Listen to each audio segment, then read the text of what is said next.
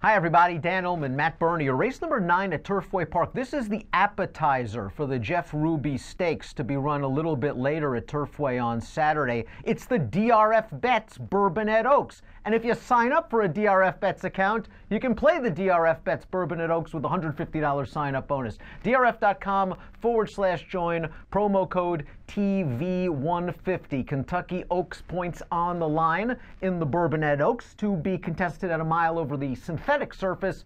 Let's take a look at this field. It's a full field. It's a competitive field. It should be a good betting race. Favorite man on the outside, the 11, Go Nani Go, despite having failed to ever race prior on a synthetic surface, but she's coming out of a live turf heat. It certainly is. That Swedish champ from Gulfstream looks like it's come back pretty good. You've had a couple of next out winners in there. The Way I Am, we know what she's turned into. She earned an 84, winning a stakes race in her next start, and then Andina Del Sur came back to win over the weekend at Tampa with a 76 buyer. So you've got it's clearly a productive race. I think the concern, if you like Go Noni Go, is breaking from the far outside, post 11, going to have to be hustled early by Tyler Gaffalione, short run into the first turn. Now, Timeform US disagrees. We'll get to the pace projector in a little bit.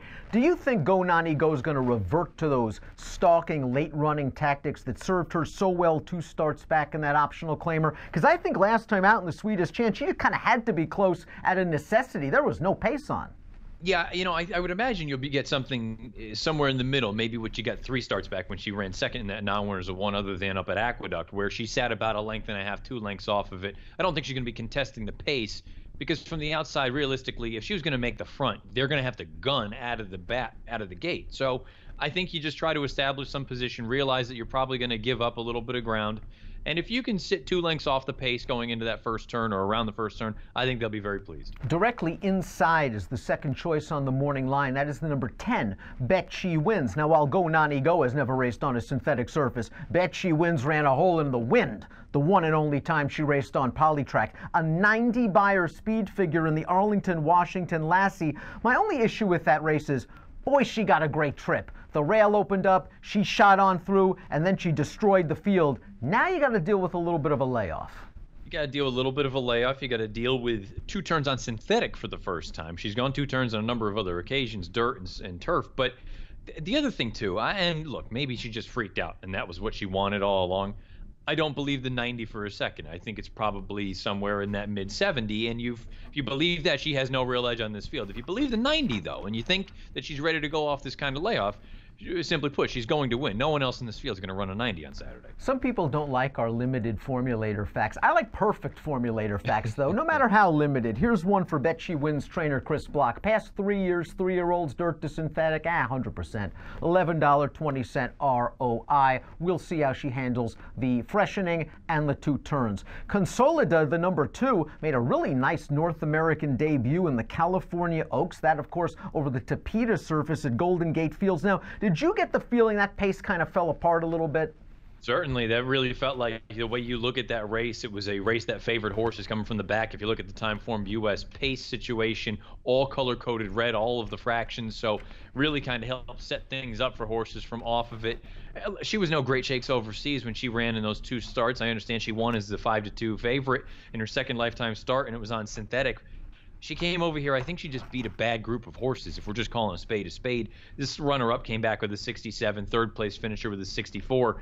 She's going to need to do a little bit better, but I guess the thing is, it's not like she's catching a world of superstars in here either. The number 9 is Homemade Salsa, one of several in here for trainer Michael Maker. This is a horse stretching out in distance off the local prep, the Cincinnati Trophy. Another race where you could make the argument the pace collapsed and maybe work to Homemade Salsa's favor. But let's consider this formulator fact for the Maker barn for a moment. Over the past couple of years, with 3-year-olds on synthetic stretching out off a little layoff, he's at 60%, a $20.80 ROI, and this formulator fact partially responsible for Maker's wins in the Spiral the last 2 years, Oscar nominated and fast and accurate. Usually we're talking about $2 ROIs, not $20 ROIs. Look, I don't really have a knock against this horse. I thought she did some nice things toward the end of that race, most recently at Turfway. I understand she wasn't quite as good as the winner that day, who we'll get to in a little bit, but I thought she ran just fine. The question now is, where is she going to be positioned? Because that win that she had 4 starts back, I like that running style for her, coming close, because I don't know that she necessarily has the giant kick that some of the other girls do. The problem is, again, she's toward the outside as well, and she's going to have to deal with some traffic trying to establish some of that early position. The filly that beat her in the Cincinnati Trophy, the number 5, In the Mood, has really found herself at Turfway Park. She's a perfect 2 for 2 over the poly track. Her win last time out I thought was okay. Yes, the pace fell apart, but she was closer to the pace than the true closers in that race. She came wide into the stretch. I don't think that affected her in the slightest, but I like the way she finished it off. She's out of a Kitten's Joy mare, so I think she'll be able to stretch out, and I think she'll be a price one more time. There are things to like about In the Mood. Certainly. I mean, I sit here, look at her 2 for 2 on synthetic, think that this is probably what she wants all along. The stretch out in distance, you never know until they do it, but I agree with you. At face value, I don't think it's going to be any sort of a problem. And this may be one of those rare instances where you get the highest last out buy or one of the highest time form ratings, and you may get a decent number. She was 5 to 1 last time. I think she's probably going to be every bit of that this time as well. Let's talk a little bit about the number 3, Queen's Fate, who ran so well over the Tapeta surface at Woodbine. The one and only try she ran on a synthetic. That was last year in the Ontario Lassie. Now, she made her 3-year-old debut in the Sweetest Chant, and the running line doesn't look very promising. What'd you make of that race? Well, and really, it looks like it wasn't promising. It wasn't promising at all. There was really no effort in there whatsoever. She was wide for the first 3 quarters of the race, but when the real running started, there was nothing there. Leparoux never asked her to run a step. I'm almost going to view the fact that she's here off of a race as bad as that as a positive. And you know what? You go back to that run 2 starts back that you alluded to. She ran really well up at Woodbine. I kind of feel like that race, as bad as it was, maybe it was nothing more than just get some exercise, blow her out, and then hopefully she's ready to go here. Let's take a look at the formulator fact for Queen's Fate. Again, this formulator fact helped Fast and Accurate win the Spiral Turf to Synthetic route, second off the layoff, a big ROI over the past 5 years for trainer Michael Maker. Mo Flash, the number 8, goes out for trainer Mark Cassie. Mo Flash won on dirt last time out. I think you have to be very cautious, though, about that race. It was only a 4-horse field. It was on a sealed, sloppy track, but these Uncle Mo's seemingly can do everything. Yeah, they could run on broken glass if they had to. I think this is an instance where, this horse right now is not fast enough, but if you're not in love with any of the other fillies in this race, you've got a pretty well-bred horse. You've got high-profile connections with Mark Cassie and Gabe Saez. You could take a shot. You could do worse with a bigger number. And here's the Cassie formulator fact. He does well moving from dirt to synthetic over the past 2 years. 28% winners and a positive return on investment. Let's go down to the rail. Classy Music, Alan Garcia. Kenny McPeak has dominated the Bourbonette Oaks over the last few years. Purely a Dream last year won this race off of a 119-day layoff. Wonderment won it in 2016, moving from dirt to synthetic. So lots of angles here for Classy Music, and she was in against a pretty good one last time out in Sultry. Yeah, Sultry's not bad. We've seen her come back to run well down at Gulfstream over the winter here.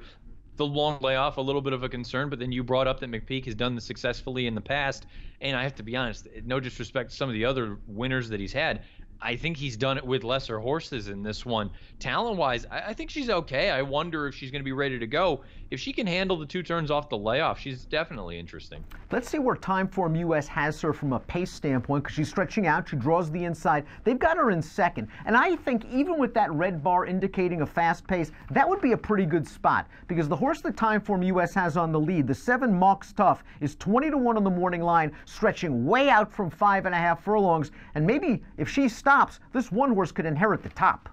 Absolutely. I think if you can break and allow the 7 to clear and just try to ease out, if you're Alan Garcia, get out to that 2-3 path and just sock just off of this horse, and maybe there's a scenario where the 2 turns doesn't work and she spits the bit turning for home and you inherit it, you could be in a heck of a lot worse spot than that. Let's talk about the remaining 2 horses in the race. The 4 Child's Play is 30 to 1. The optional claimer, she was taken for 50 last time out. She seems like a solid, honest horse, but there are a lot of question marks. Yeah, at face value, she's a nice little horse. She goes out there, she tries. She's not good enough to win this, I don't think. Hayden Agreed, on the other hand, though, is a price source that you could make slight the case for. I know it was a slow race, the debut at Turfway at 6, but I like the way she won it as the favorite. They tried turf, and I thought that was an okay number as a 1 other than on the grass. She was far from embarrassed stretching all the way out. She'll be a big price, maybe underneath.